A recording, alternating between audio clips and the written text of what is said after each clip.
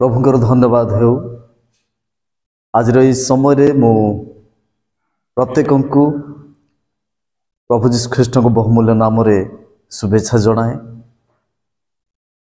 आमने यही दिन गुड़िक देखुछु कौटि ना कौटि परस्पर मध्य विद्रूप, परस्पर मध्य थट्टा, परस्पर मध्य परिहास, अन्य को उपहास करवा यही सबू आमने देखि आसुअछु।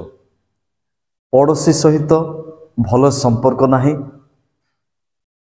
जातिर भेदभावता उपरे प्रश्नवाची सृष्टि होउछि एवं जाति धर्म एवं विभिन्न भाषावादी मध्य आमने देखुछु अनेक गुड़िए समस्या देखुछु जाफल कि अशांतिर वातावरण माने देखि पारुछु। प्रिय बापा माँ भाई भौणी माने जो जो ठारे मनुष्य मानक सहित एक प्रकार विवाद लगी रही अछि, हुए तो ताहा किछि दिन परे शांत होई पड़ुछि, किंतु जो ठारे ईश्वर को नहीं, जो ठारे परमेश्वर नाम नहीं परिहास करा जाय थाए, उपहास करा जाय थाए, सेठारे कौन सी ना कौन सी प्राकृतिक विपर्यय, कौन सी ना कौन सी बहुत बड़ दुर्घटना घटी अछि।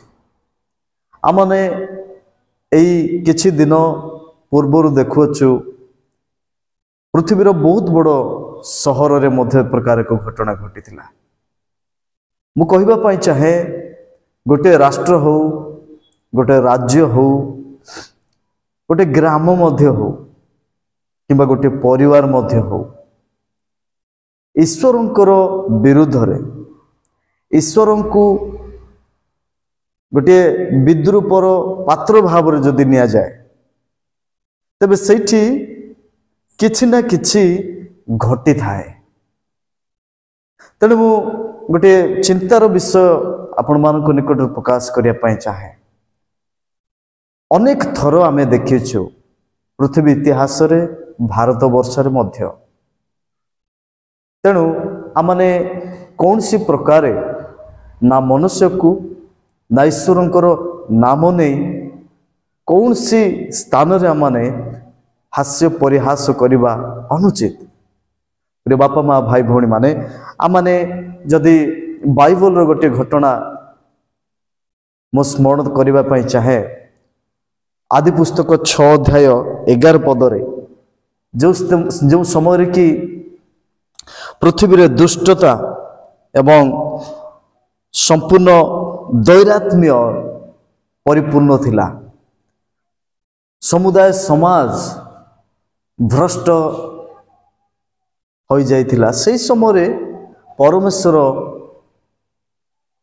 सामूहिक भाव रे एका थरके जल द्वारा ध्वंस करथिबा घटना आपण माने जानिथिबे।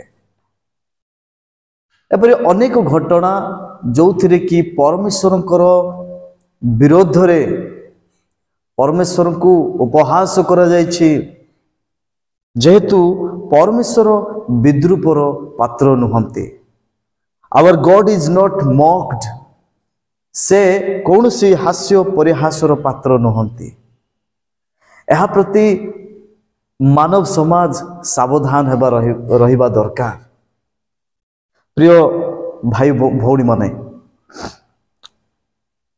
एई निकटरे पृथ्वीर शक्तिशाली राष्ट्र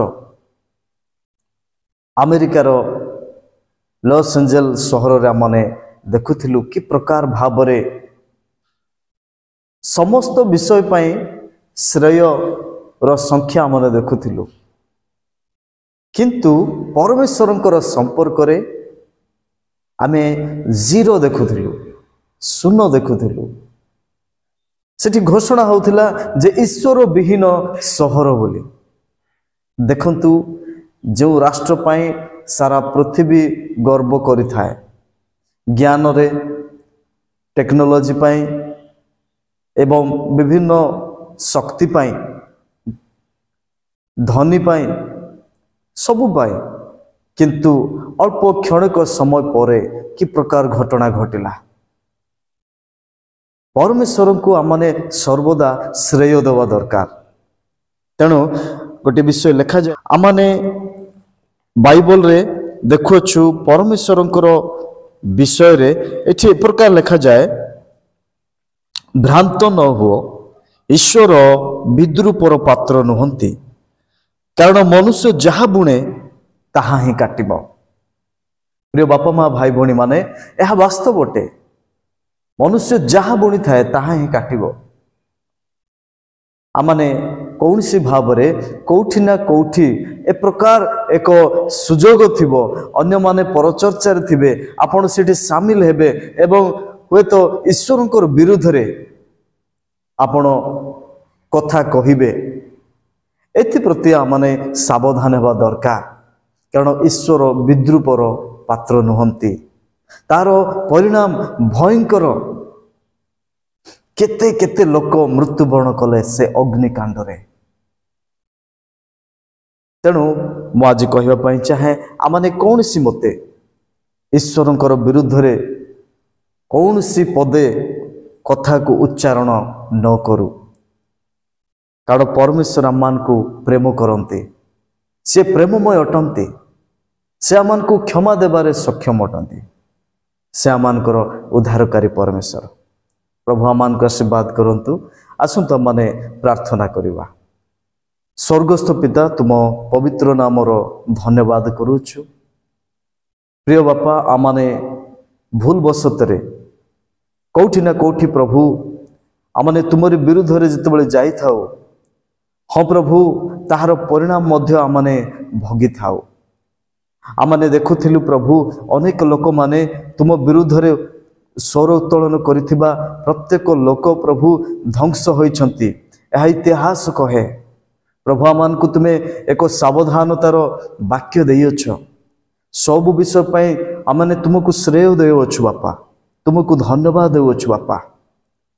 आमानकर समाज रे आमर मनुष्य और समाज रे प्रभु एपरि न घटू बोले माने प्रार्थना करुछु। तुम्हें धन्यवाद पाओ।